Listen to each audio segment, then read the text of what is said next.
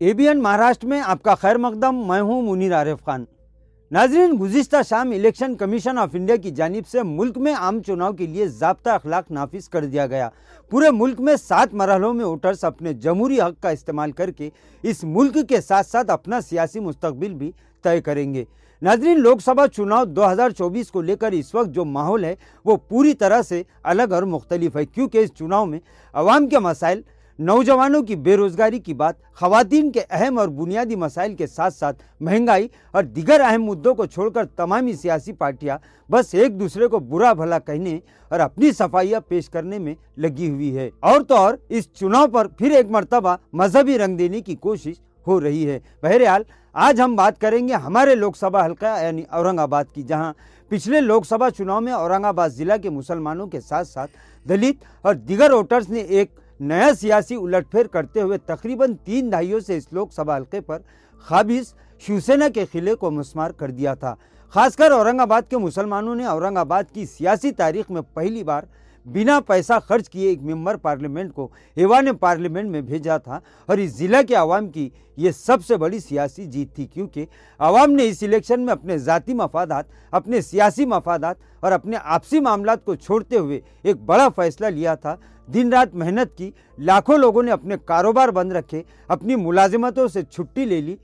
ताकि एक नया चेहरा सामने लाया जा सके, और तब कहीं जाकर मजलिस के उम्मीदवार को नाकाबिल यकीन कामयाबी हासिल हुई थी। बहरहाल अब जैसे ही इलेक्शन के लिए आचार संहिता का ऐलान हुआ, वैसे ही अब फिर एक मरतबा औरंगाबाद जिला का सियासी पारा गर्म हो चुका है। एक तरफ उद्धव सेना के मुतवक्के उम्मीदवार यानी महाविकास आघाड़ी के तायद करदा लगभग तय उम्मीदवार चंद्रकांत खैरे इस बात का दावा कर रहे हैं कि पिछली मरतबा की गलती इस बार दोहराई नहीं जाएगी, तो वहीं शिंदे सेना की जानिब से राब्ता वजीर संदीपान भुमरे लगातार भाग दौड़ में मसरूफ़ है। उन्होंने भी यह दावा किया है कि इस वक्त औरंगाबाद में शिंदे सेना की लहर है, लिहाजा वो इस मरतबा बाजी मार सकते हैं। तो दूसरी तरफ शिंदे ग्रुप की जानिब से अब संदीपान भुमरे के साथ साथ आइंदा 1-2 दिन में कोई नया चेहरा सामने लाने की खबरें गश्त कर रही है, जिसका खुलासा गुज़िश्ता दिन एमएलए संजय शिरसाट ने एक प्रेस कॉन्फ्रेंस में किया है। अब ये नया चेहरा कौन होगा, इस पर सस्पेंस बना हुआ है। कोई ये बात कह रहा है कि विनोद पाटिल ये चेहरा हो सकता है, तो कोई किसी और चेहरे की बात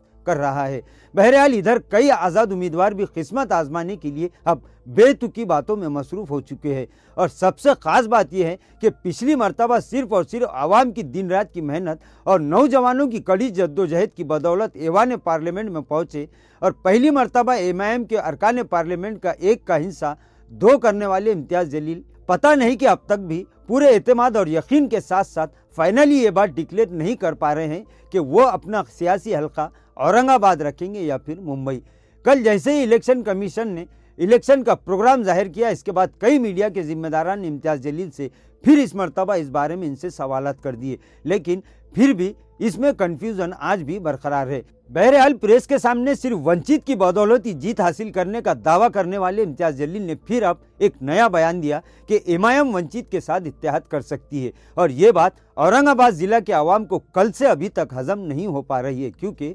खुद वंचित के प्रमुख प्रकाश अंबेडकर कई मरतबा मीडिया में ये बयान दे चुके हैं कि वो एमआईएम के साथ ज़िंदगी में अब कभी भी इत्तेहाद नहीं करेंगे। यानी चाहे मजलिस हो, वंचित हो या फिर शिवसेना उद्धव ठाकरे, शिवसेना शिंदे गुट या फिर बीजेपी, सभी एक ही मुद्दे पर अलग अलग बात कर रहे हैं, जिससे बात का अंदाज़ा लगाया जा सकता है कि तमाम सियासी पार्टियां अपना सियासी टीआरपी बढ़ाने के लिए इस तरह के बयान देकर चर्चा में बने रहना चाहते हैं। बहरहाल अब ज़ाब्ता अखलाक नाफिज हो चुका है। अवाम का ये मुतालबा है कि अब जल्दी इस बारे में फैसला होना ज़रूरी है कि महाविकास आघाड़ी, महायुति और मजलिस के साथ साथ दीगर पार्टियों के किन किन उम्मीदवारों में मुकाबला होगा, क्योंकि वोटर सिर्फ वोट ही नहीं देंगे बल्कि वो आइंदा 5 साल का अपना सियासी मुस्तकबिल भी तय करेंगे। इसके लिए जिस तरह उम्मीदवारों को और पार्टियों को ये कहना पड़ रहा है कि वक्त पर अपने पत्ते खोले जाएंगे और उन्हें ये सोचने के लिए वक्त चाहिए, तो फिर आवाम को भी आने वाले 5 साल के बारे में फैसला करने के लिए वक्त मिलना